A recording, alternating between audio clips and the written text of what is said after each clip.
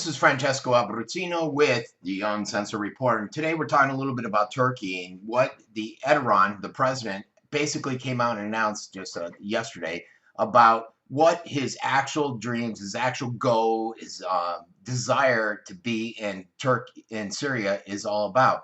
It's a little confusing, as you know. After he was a little upset that he wasn't being accepted with open arms into the European Union, so he started turning towards Russia. And this was after he shot down their plane. He started rebuilding relationships with them, but now he's doing something that's going to aggravate them. See, the Turkish president, Erdogan, has just announced that the only reason why the Turkish military is entered into northern Syria is to end the tyrant's rule of al-Assad. And they proclaim that Turkey intends to use military force to overthrow the regime of Syria. And I tell you what, this is essentially going to piss off Iran. It's going to piss off, who else? Russia. Because basically Iran and Russia are fighting a proxy war there in Syria, and they back Assad. It puts a member of our NATO too, because this Turkey is a member of the NATO, and it puts him direct military conflict with Russia.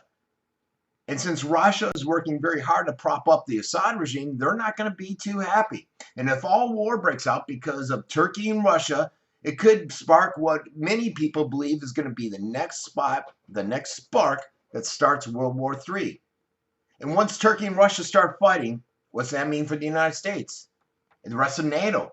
Are we going to be dragged in like we said we would with this NATO agreement if any of our member countries get in a conflict? Mainstream media, they've stayed away from this. I don't even think I've heard it on mainstream media. And that's another reason why I barely ever watch them. It's funny, I have this troll that comes on constantly, and she's like, RT, oh, Russian TV. Oh, Free Thought, oh. But it's like she only wants me to put out what the United States NBC, ABC, and CBS put out. You know, I put out their stories, but you got to listen to everybody because they work as propaganda for the United States. RT does propaganda for the Russians. You know, and it goes that way with all these people, and that's why you use so many resources. But they're putting out anything. They don't consider this major news, and it is. I tell you, friends, it is major news. You know, initially they said they were going in there to fight ISIS. My thought was no, because they were supporting ISIS. They were buying the oil from ISIS and everything. And I followed this closely. My thought was they were going in to stop the Kurdish forces, which were just having one success after another. And the one thing Turkey does not want is the Kurds to be successful and get their own statehood and all that stuff. But now they're saying, and he came out and he said this, let me reset, that we're in there. Why do we enter? We have an eye on Syrian soil. We want to return the land back to the rightful owners. And these two countries have gone back and forth for a while. If the Turkish military is only in Syria to end the Assad regime, then presumably they will stay until the job's done or until they're defeated. And that puts Turkey, like I said, in direct conflict with Russia and Iran, Hezbollah. Of course, there's another reason, like I said, that they're there to fight the Kurds. And that's what I strongly believe, because I believe Turkey's always supported ISIS. I don't think they're there to ever fight ISIS. And most people don't know that Turkey's already been in there. Turkey's already in Syria. Turkish soldiers are already dying in Syria. But you wouldn't know that if you just watch NBC, CBS, and ABC like that troll wants me to only put out their communications. I almost said miscommunications. You know, and here in the States, a lot of us are saying, hey, yeah, we're going to have great peace and prosperity because Trump's coming in. We're not going to have the war hawks in there. But the truth is that with this Syria thing, if tensions rise, we may be dragged into it and have nothing to say about it. And this may be one of the worst crises since the Cuban Missile Crisis back in the 60s. This guy, this Erdogan, he's a narcissist. He's a crazy guy. He wants to return Turkey back to the old days of the Ottoman Empire, which isn't going to happen. He's delusional.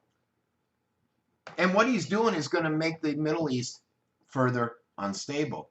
A lot of people even believe that he basically instituted or directed or brought about the red flag, the attack on his airport there. They believe he was involved in that overthrow.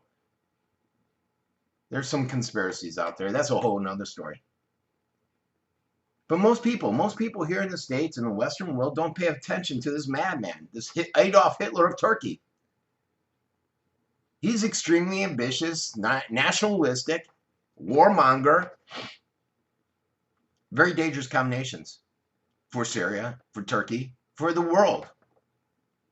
And somebody needs to get this dude under control, this guy under control. Obama hasn't been very hesitant, just like he has been with many of these leaders. But when he stated that the military was there to overthrow Assad, he basically said, we are at war with Turkey. They've already shot down one Russian plane. What's next? Is this the Kindlebox, whatever you say, where the next world war is going to start? This has been Francesco Abbruzzino with the Uncensored